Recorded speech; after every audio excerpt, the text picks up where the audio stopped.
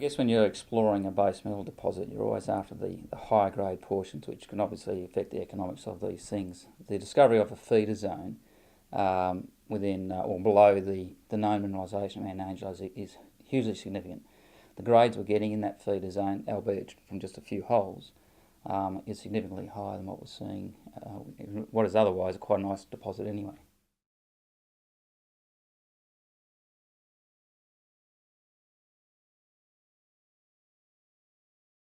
Certainly, at first, we need to determine the extent of the feeder zone, both at depth and along strike, and in due course drill out the whole ore body so we can get a reasonable resource.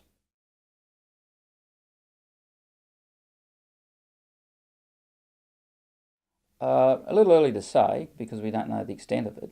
However, the fact that we have a significant body of copper mineralisation near surface and this now newly discovered feeder zone, I mean, we're getting grades well in excess of 10% within the ore body, which puts it right up there with the best copper discoveries in the state.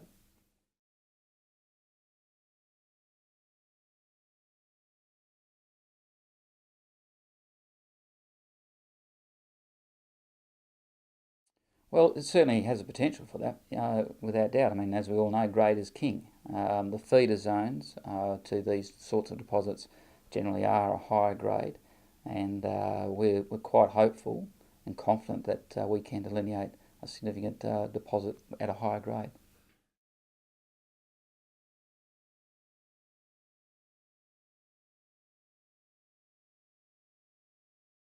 Just very briefly, at the moment we control about 20%.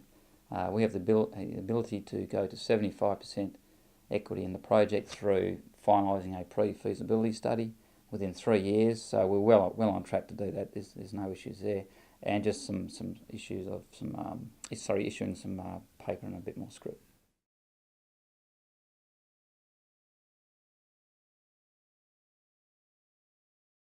Well, the company's key asset has been the Parker Range Iron Ore Project, situated in the Yilgarn region of Western Australia.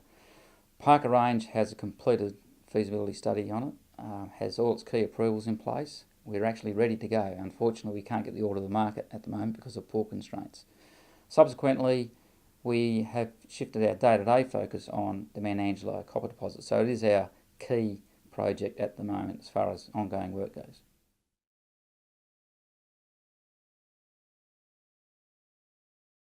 As mentioned, the next phase is to really delineate what we're dealing with the feeder zone. If we can grow the feeder zone and delineate a reasonable size, then that'll radically alter the economics of the deposit and what we want to do.